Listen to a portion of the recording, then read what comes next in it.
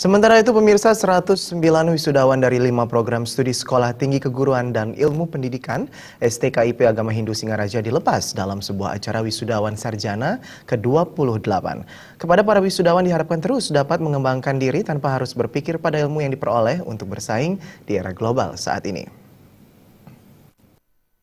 Lulusan yang diwisuda kali ini yakni 48 wisudawan dari program pendidikan agama Hindu, 4 wisudawan dari prodi pendidikan bahasa, 19 wisudawan dari prodi bahasa Inggris, 7 wisudawan prodi olahraga dan kesehatan, dan 31 wisudawan dari prodi penerangan agama Hindu.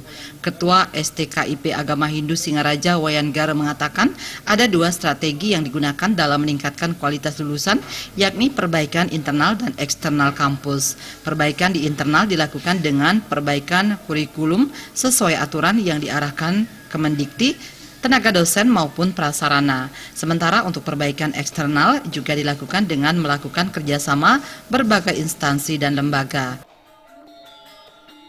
Kita mempunyai mengikuti ketentuan atau undang-undangan. Satu ada namanya sistem penjaminan mutu internal dan sistem penjaminan mutu eksternal. Sistem penjaminan mutu internal itu kita mempunyai berdasarkan tindak dan berperilaku dan juga mengarahkan kegiatan kampus itu melalui statuta, kemudian ada rencana induk pengembangan, kemudian ada renstra atau rencana strategis, kemudian dari sana kita menurunkan sistem operasional dalam setiap kegiatan. Nah kemudian untuk sistem penjaminan mutu eksternal, jadi kita selalu berupaya mengikuti peraturan undang-undangan seperti misalnya mengikuti standar yang disyaratkan oleh undang-undang atau permen Permendikbud, Permen Ristek Dikti, ada 24 standar dalam kegiatan pendidikan tinggi. Wayan Gara berharap lulusan STKIP Agama Hindu Singaraja dalam mencari kerja tidak hanya fokus pada gelar kesarjanaannya. Ya, kita sudah berencana-rencana Bapak, jadi kita sekarang sudah akan menerapkan kurikulum KKNI. Jadi kriteria kualifikasi nasional Indonesia. Jadi di sana akan ada muatan inti, pendukung dan penciri prodi.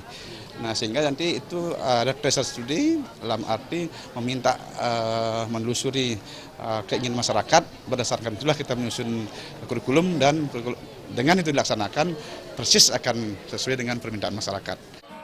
Made Ayu Jayanti dari Prodi Pendidikan Agama Hindu, Luh Putu Sulastrini dari Prodi Pendidikan Bahasa Inggris, Luh Yanti Puspadewi dari Prodi Pendidikan Bahasa Bali, Gede Yudi Swardana dari Prodi Pendidikan Olahraga dan Kesehatan, serta Wahyanti dari Prodi Penerangan Agama Hindu berhasil menjadi lulusan terbaik dengan raihan indeks prestasi kumulatif tertinggi. Trimaja dan Indra Wijaya, Bali TV.